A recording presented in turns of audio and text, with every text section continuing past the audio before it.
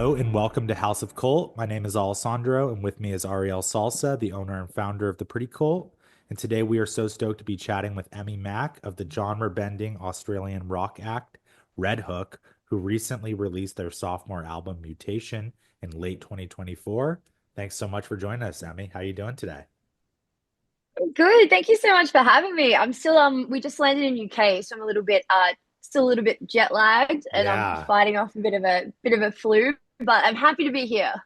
Oh man, that's got to be rough, like the combo of flu and jet lag at the same time. Yeah, Oh my man. God. I know I can't tell what like where one ends and the other begins, but I'm gonna have a big sleep tonight before tour starts tomorrow, so I'm sure I'll be right by tomorrow.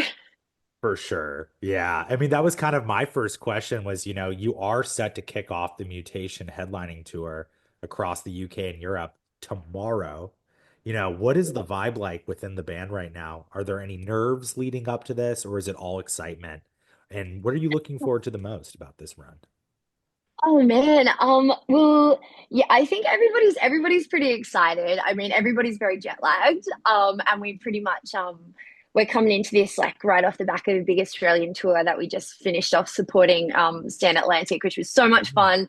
So I think it's so I feel like that's good. I feel like, we were doing like the support on that run. So we're like, we're road fit. And yeah, it's pretty crazy to be honest, like because we've had this is our first time ever headlining anywhere outside of Australia, and like a couple of the shows have already sold out and a few others are really close to selling out. So it feels really crazy, to be coming to the other side of the world, and because we had no idea. We were like, oh, we'll just, it's time to put on the big boy pants and have a crack at, doing our own headline shows in the UK and Europe. And we didn't know if anyone would come. So we're like so we're so stoked that yeah, so many people seem to give a fuck. Yeah, it's gonna be a very sort of history making tour for us, this one. Yeah. I mean, what a It's so fun. milestone. Like first headliner outside of your country, and there's already several dates sold out. I mean, that is you couldn't ask for anything better. That's I incredible. know. We feel very, very blessed. It's very surreal. And yeah, now we just got to make sure that we play some good shows and show everyone a good time, and hopefully they'll come back next time. Yeah, absolutely. How was the run with Stan Atlantic? Obviously Stan Atlantic have hit the States really hard, for I guess almost like 10 years now. They've been playing, all across the world. And I understand like Stan Atlantic obviously are a pretty big band here in the US, but in Australia they're Mm. like massive. Is that correct? Hell yeah. Yeah. Yeah, Okay. yeah. They're massive. And deservedly so. Cannot say enough good things about that band. They're so amazing at what they do, and they're just such awesome people. And we had the best time touring with them. They're really they're our brothers. They're like really really good mates of ours. So it didn't even feel. It was one of those tours where it just felt like it was really really fun, and we were having so much fun. It was like didn't feel like work. You know what I Yeah. mean? I love Yeah, it was that. lots of shenanigans. Although Bonnie, poor Bon, like I think she was patient zero. She copped the flu at the end of tour, Oh and no. she couldn't. It was, it really affected her vocals, and so she was having a bit of a stress attack for the last two shows, but it ended up being so like kind of unexpectedly awesome because they just got like a bunch of fans up on stage to sing a bunch of the songs, and a few of us got up on stage and sang a few songs too, and it ended up being like really special and really really fun, That's such a but now we're all testament. sick. Yeah. Uh, I mean, that's such a testament of like the power of like this scene of music that when somebody is sick, not only can your peers stand in for you and help you out, but your own fans can come up and help you out. Like, what other genre of music does that? Like, it's such a special thing. Exactly. It's so special. And I think, yeah, and I said this, I did a big because it was such a beautiful night, like that first night. And like Bon was, she was obviously like really, really upset beforehand because, she didn't want to cancel the show, but she didn't know what else to do. And then to have it be that successful and special and like everybody was there just who was there just had the best time, and then she was just like crying like tears of joy at the end of it. I think it's a testament to the fans, but also to Stan Atlantic. I mean, so many people in that position would have just canceled those shows, but yeah, I think it's very just a testament to that band and their work ethic and how much they care about the fans. And it was very, very felt very privileged to be a part of it. Absolutely. Well, all the love to Stan Atlantic, but today we're here to talk about Red Hook and obviously, your sophomore album, Mutation. You know, Yeah. I say this a lot of times with a lot of bands, but I mean it. It really avoided the pitfall of a sophomore slump. Like it's already experienced really good critical acclaim. It debuted at #1 on the ARIA charts. It's completely, I would assume is in some ways exceeded expectations, probably. And did you anticipate this kind of reception, or has it all kind of felt like a validating and pleasant surprise?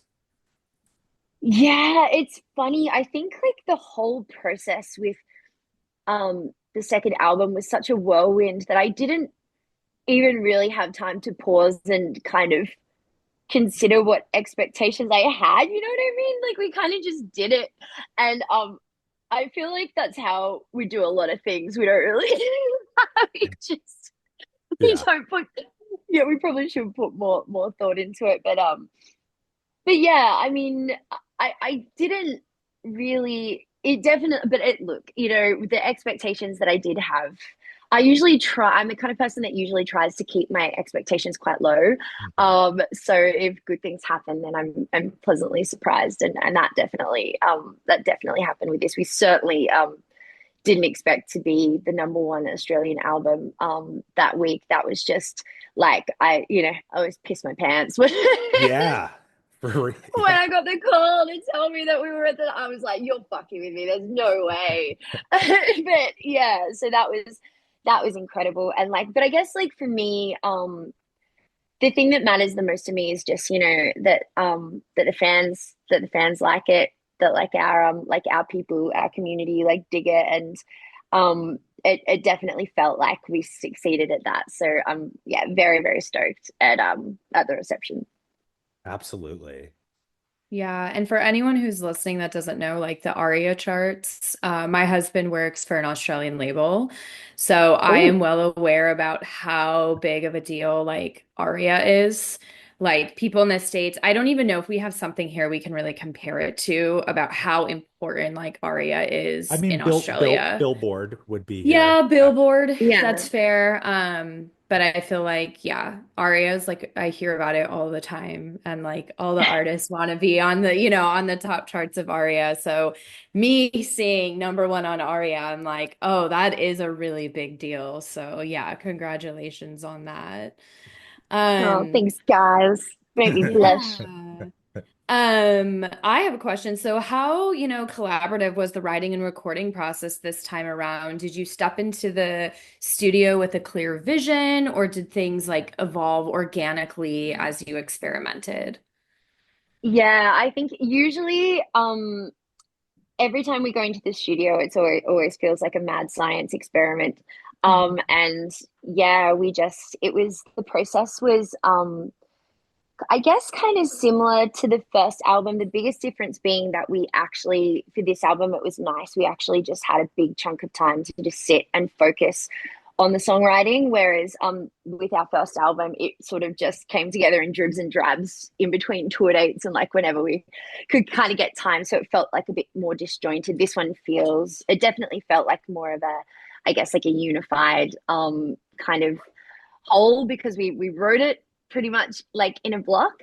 But for us, I don't know, or for me personally, every time we go into the studio, um, it's usually more just about the songs, like each individual song, and making sure that like we're stoked and we feel like every song on the record is a 10 out of 10 as good as we can sort of get it. And yeah, I really felt that with this record. I was really really stoked on how it came out. And I guess like in terms of like the collaboration, it was still, we didn't really shake things up too much. It's still like the core team of Craig and I, and also my one of my best friends in the whole world, and genius producer Stevie Knight. Um yeah, that's the secret sauce. It's Mhm. usually just the three of us. But we also we were very privileged to have some amazing guest vocalists, feature Yes. artists on this record as well, who all brought their own extra sugar and spice, and just took the songs that they were on to the next level. So yeah, I'm very stoked with how it all turned out. Yeah, very cool. Yeah, absolutely. And one of the most captivating things about Mutation is how it jumps across genres ranging from rock, metal, hip hop, EDM, even hyperpop. What are some of the key influences on this records, and how did you kind of manage to blend like all of those sounds together while also keeping, a cohesive sound intact? Yeah, that's a very good question. I feel like within all of that kind of genre fuckery that we like to do, I think we just keep the core elements the same. And I guess those core elements are, strong hooks.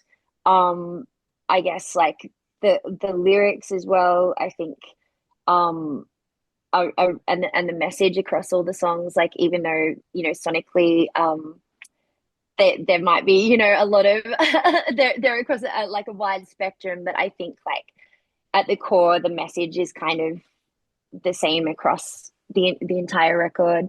But it's always been kind of important to us to kind of have that diversity across like all the songs on the record. I guess maybe just so we don't get bored. So I think Yeah. we're all, I mean, maybe it's like a neurospicy thing, but yeah, I think like if we didn't have that, I'd probably kind of lose interest a little bit if everything was too samey. Yeah. Yeah, that makes sense.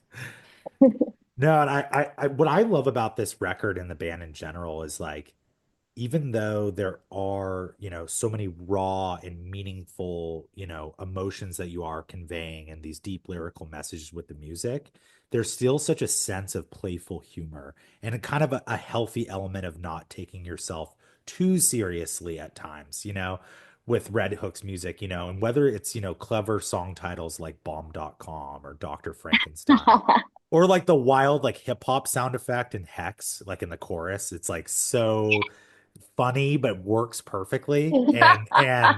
And all these like tongue-in-cheek moments, how important is it for you to sort of balance catharsis with fun in your songwriting? Because do you feel like it's easier to kind of convey some of those more serious subject matters while also having an element of the fun factor to also kind of soften that as well? Yeah, I love that you kind of get that from our music, because I guess that's something that I don't know if it's like a conscious thing or if it's just kind of like an extension of our personalities. Because I think because there's a lot of, I mean, there's a lot of dark shit that we talk about in our Yeah. music, but I think I don't know. Like I guess it's kind of the way it just with I for me personally, I guess just in my life, right? Um, you know, fucked up shit happens, but I think one of the ways that like I always deal with that is kind of by like dark humor, like laughing about it and Yeah. joking about it. Mhm. So I feel like maybe like rather than kind of, I don't think it's ever really been an intentional thing. I think that's just naturally kind of manifested Yeah. in the way that I write songs, because it's like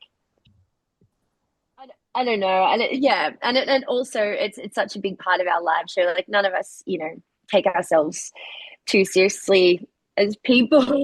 we like to we like to have fun. We laugh at our trauma, and Yeah. for some crazy reason it helps us deal with it. I don't know why. I feel like Ariel, correct me if I'm wrong, but I feel like we're kind of like that sometimes too. Yeah, Yeah. I definitely laugh at my own trauma or when I realize something that's like a trauma response, I'm like, oh yeah, I probably have that, and just like make a joke about it and then deal with it in therapy Totally. later. Yeah, Yeah. Yeah.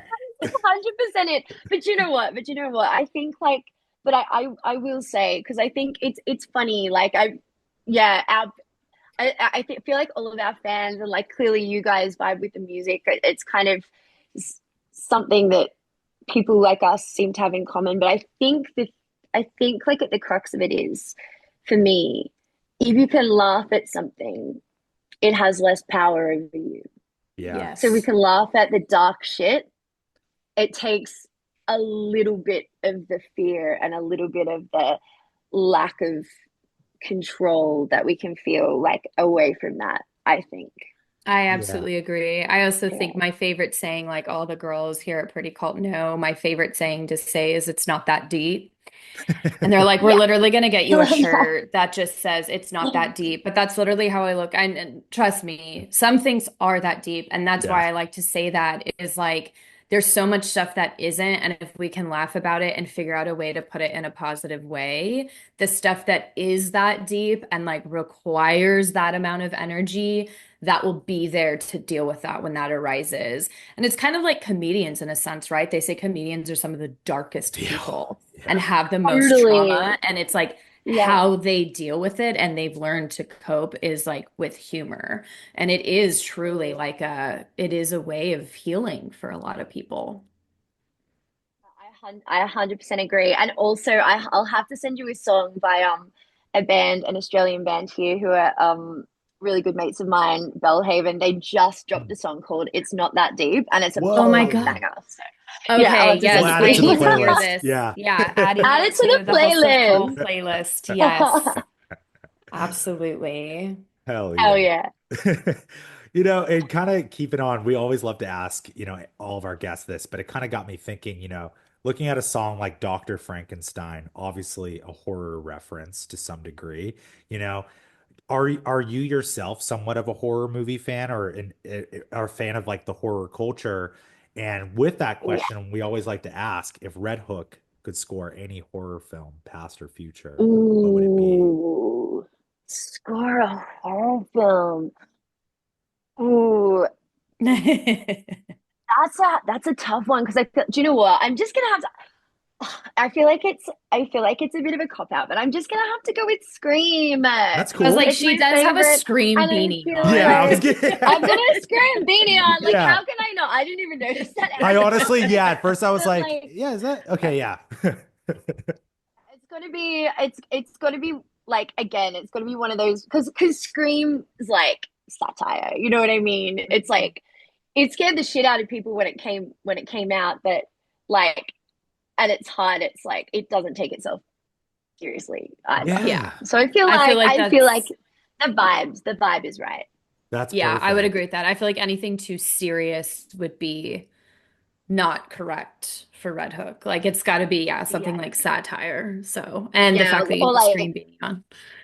I will yes, say though, I mean, or like Troll 2 or something like that. oh hell yeah. That would be great as Yeah. well. Yeah, I don't know. Thinking of like serious horror films, like in just thinking of Australia, like Talk to Me. I don't know if you ever saw that movie. Like the one, Yes, I yeah, love that movie. Yeah. so Yeah, that good. was really cool. So Yeah, good. I really, really dug that. I was And like, that's not damn, laughing. Australia's making good horror movies. Yeah, Did and that there's like happen? no humor in that movie. It's just all dark. Like there's like Yeah, it's no a very dark movie. yeah, It for was fucking sure. good though. Really good. Yeah, Yeah, it was so absolutely. good. I think that was like mine and my husband's like favorite horror movie that year.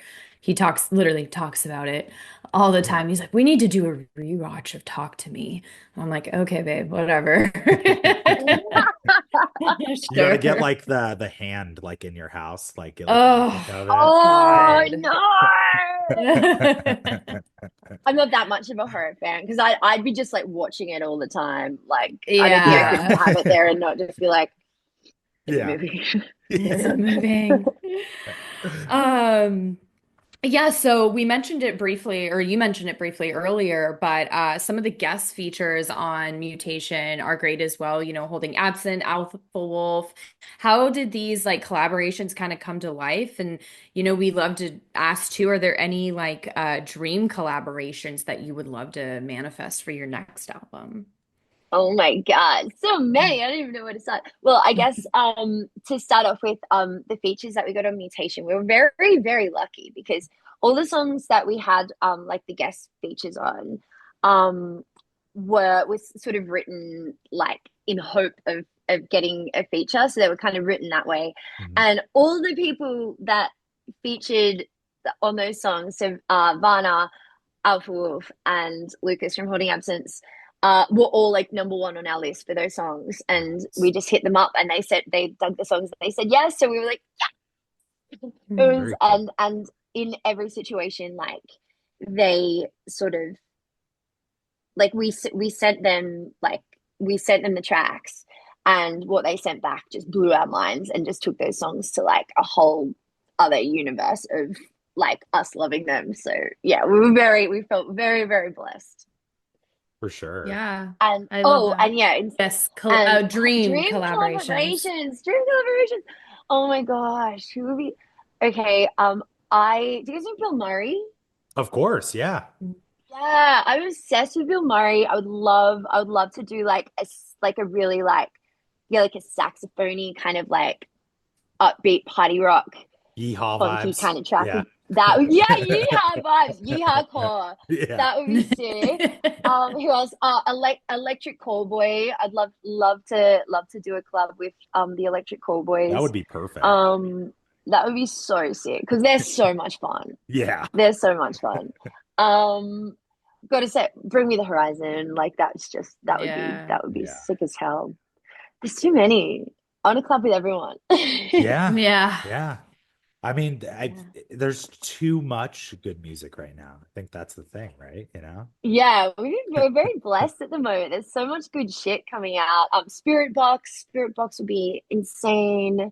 Baby Metal, Yeah. Oh, too That would many, baby be metal too would perfect. be many. Yeah. cool. Yeah. Yeah, that'd be so sick. That'd be really good. Yeah, and On the wish list. oh, Yes. absolutely. And kind of, we were touching on it a bit about Australia, but it has always been such a pivotal exporter of some of the best heavy and innovative rock bands in recent years. Like we've got Alpha Wolf, we've got Red Hook, we've got Make Them Suffer, we've got Wind Waker, so many amazing bands that are coming Yeah. out. Diamond Construct, shouts out. Oh yeah, that's sick. Yeah, absolutely. And just thinking of all these different bands that have come out of Australia, both, bigger and smaller bands, you know, what was sort of the scene like for you growing up in Sydney with the band's hometown of Sydney? And how would you say that your environment sort of inspires your art and your identity as a band? Yeah, that's a good question. So for me, I grew up in a place in a like a kind of I guess it's kind of like a coastal kind of town that was about an hour and a half, 2 hours outside of Sydney called the Central Coast. And that was a real small town. And I guess like that kind of inspired me to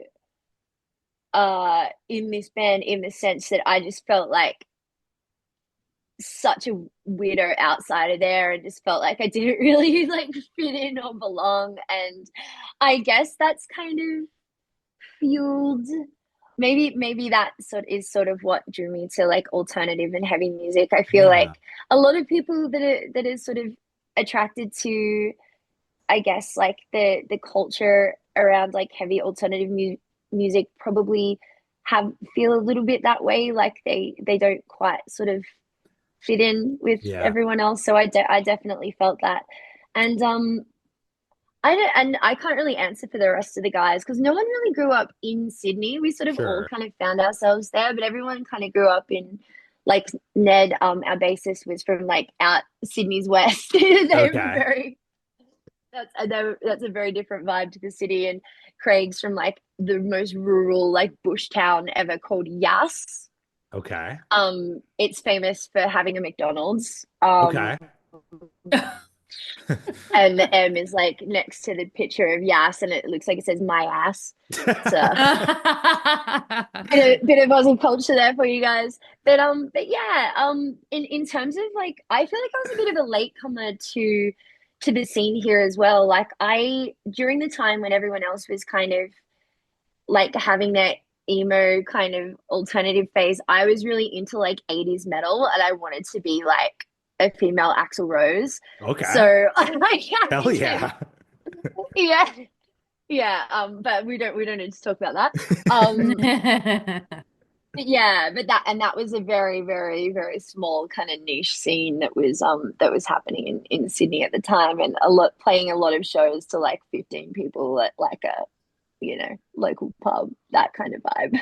Fuck yeah. I mean, correct me if I'm wrong, like Melbourne was sort of more of the hub of this kind of music, right? Like Sydney was maybe not so much Yeah. this scene. Like Melbourne I is more think of a hotspot. Melbourne in general has just a reputation for having a lot just a better culture. It's just more of a like culturally in touch cities. Sydney can kind of be like a little bit corporate, and it's got, a and the government, that I don't want to get political, but That's like, fine.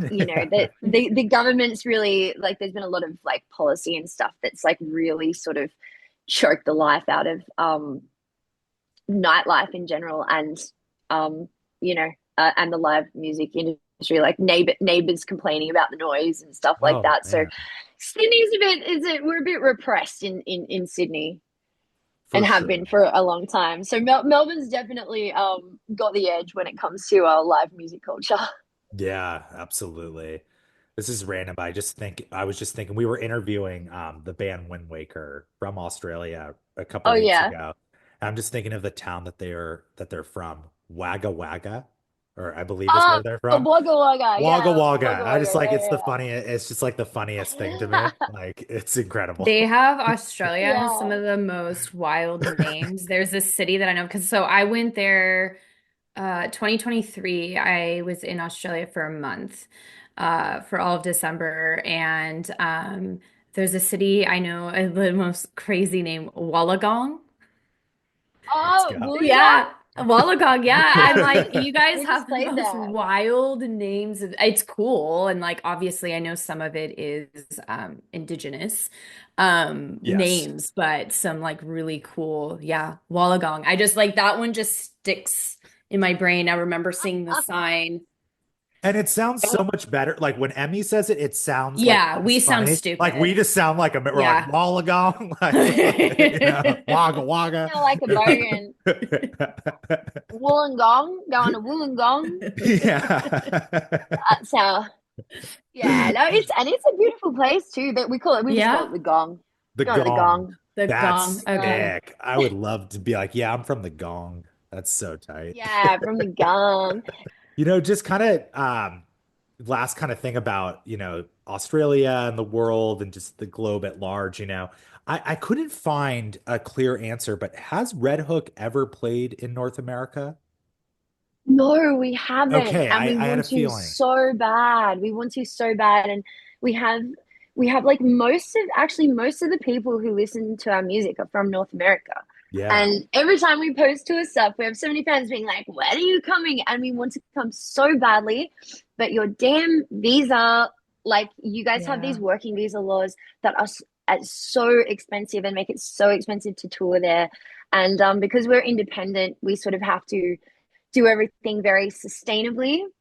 So, but we really, really want to come. We really, really want to come, and I can't wait. I can't wait till we finally. I was hoping that this year might be the year, but where we've got too much other stuff going on in other countries. But hopefully next year. I really, really want to get there. I Yeah. keep saying it every year, next year, next year, next year, but I'm manifesting it. I'm It will manifesting it for be. 2027. Yeah, absolutely. I mean, it's such a logistical headache, with all that. Like getting a carnet, I've learned from my girlfriend. She's a manager. Oh And so my like a gosh. carnet, Yeah. what the fuck are you talking about? And then when you learn what that is, you're like, why does it have to be this complicated? Like, why do I need to like fill out a Seriously. million forms and pay thousands of dollars just because I want to bring a few guitars into a country?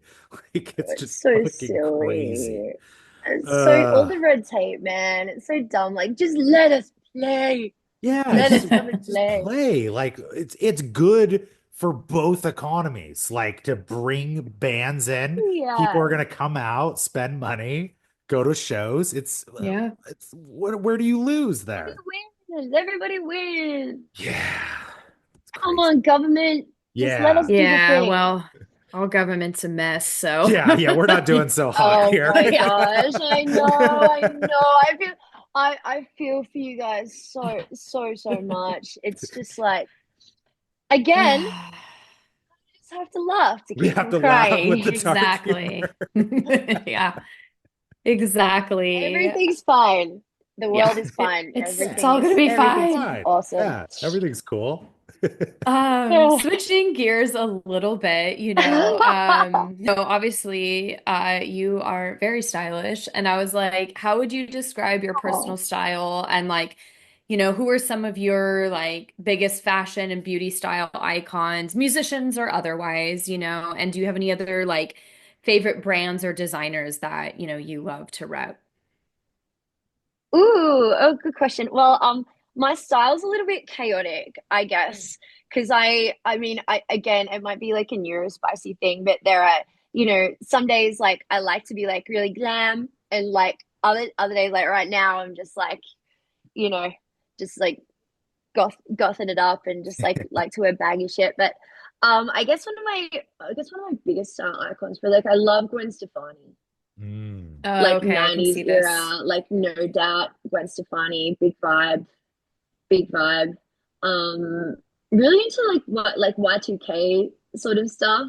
Just like I think a lot, like some of it. I mean, some of it's a little bit nasty, but like, there was a lot of cool stuff that came from like the Y2K era. Um, but yeah, and in terms of like local threads that I like to rep, I love Billy Bones Club here in Australia. They're dope. They're I really, have really heard of cool. them. Yeah. Yeah, yeah. I love your shit. Oh, thank you. Yeah, we have a Yeah. we have a package going out to you here Really hot. soon. Oh my gosh, I'm so Yes, excited. I know. We got to I'll have get to that do a out. little I'll have to do a little fit check once I get Yes, it. Fuck absolutely. yeah. Yeah, I have heard of Billy Bones. Like that kept popping up on my feed, and I've been meaning to check out their stuff, so I will have to do that now. Um, Yeah, give them a look. so obviously you've become a very powerful voice in, the current wave of female-led rock and metal acts. How do you use your platform to push, more representation for the scene that's been historically male dominated? And what kind of like would you love to see for the future of rock and heavy music? Obviously there has been some change, but we still need more. We absolutely do. Um, this is something that's like super important to me. And gosh, I guess like I think first of all, like I want to acknowledge like I feel like there's been so much positive change, especially like in the time since, I started in the music industry to now. Like, if you spoke to me maybe like 7 years ago, and asked me like what sort of femme artists were inspiring me, I wouldn't know what to say to you, because I feel like for the longest time there were just such a tiny handful of female artists in heavy music who had any kind of platform or acknowledgement whatsoever. And now, like, I just feel so inspired every single day by all of the amazing women who are kicking ass, um in just even just in Australia. There's just so much talent and so many like boss bitches doing amazing things. And but I definitely think like this is all happening kind of, if you look at it, like I feel like there's this explosion of talent that's happening here, like at the grassroots. But Hmm. then there's still such a disparity once you get to like that next level, and then even more of a disparity once you get up here. So I think it's really important that like everybody who is involved in this scene and involved in this community like supports that talent that's down here so that we can get them Yep. up here. That is so well And said. it's like, oh, thank you. I feel like that was very inarticulate, but and yeah, I guess it's been important to me. It's been something that it's very important to me, like to I guess kind of lift as you climb. That's kind of the mantra that I like to use with any kind of I guess success that my band gets, and we do our best to try and platform femme, gender non-conforming artists when it comes to our support acts. I work in radio in Australia, so Oh. I always try and yeah. I work at a radio station called Triple J, and I Oh, do a bit that's of presenting awesome. there. So No, we know yeah, Triple yeah, it's J. Yeah, cool. whoa, I did not know Yeah, that. oh, That's cool. crazy. Very cool. Yeah, yeah. I just casual presenter, but I get to whenever I get the chance to choose the music, I always try and make sure I keep like that gender diversity in mind, and because and it's not even hard because there's just so much fucking awesome music out there being made by women.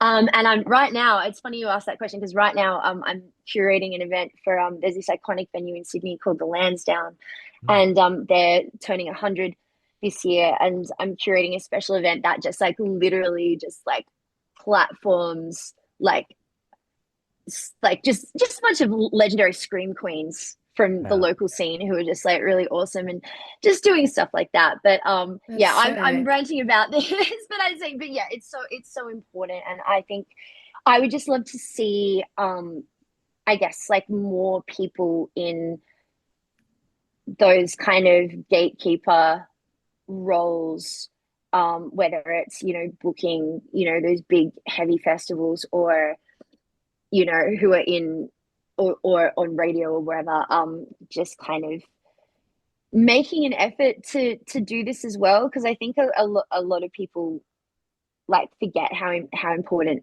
it is to keep.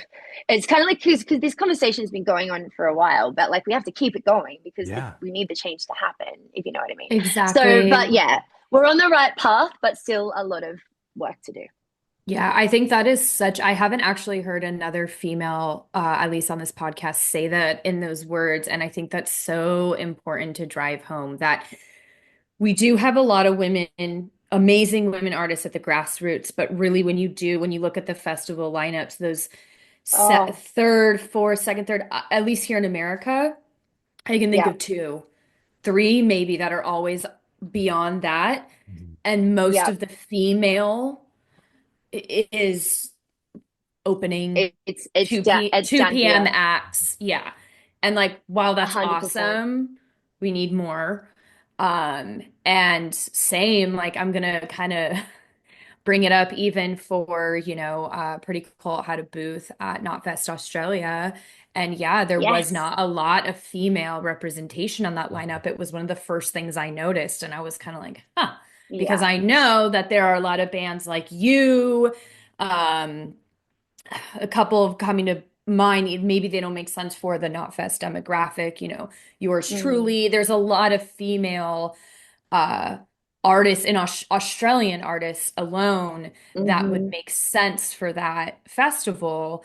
And I was just kind of surprised by that as an American looking at that and knowing how, Yeah. Australia, you guys in general sense, are more forward in a lot of things that America's still behind on, which is awesome.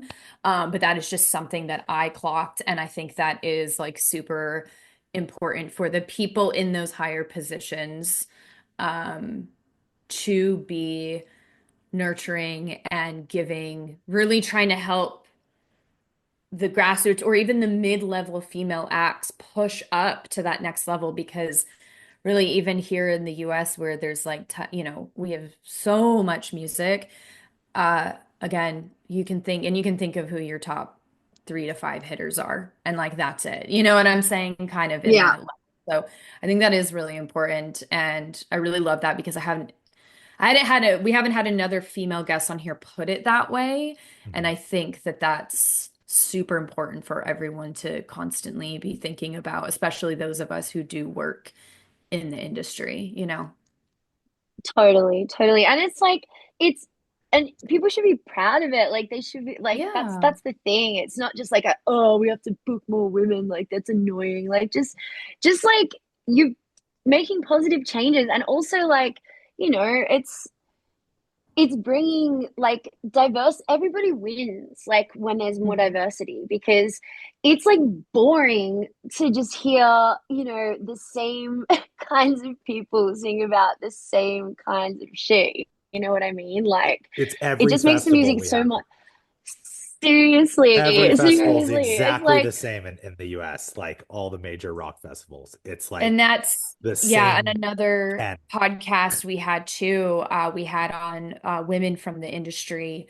We had like an industry women's panel on one of our podcasts. And, um, another thing is like you would never hear, oh, we have too many dudes on this festival. Oh, that band sounds like, oh, we already have, and that's something a lot of, they were all women who work in the industry, but it's like people will say, oh, we already have another female act that looks and sounds like that. Like Mhm. you would oh, Never. never hear that about some, and like, don't get me wrong, we love our dudes in there's probably metalcore like, too, but we yeah, we do. And it's we do. nothing We against love them, them. We but But love it's like like, them, we but could name at we least do. 30 metalcore bands that sound yeah. All sound the exactly the same same. and look exactly the same.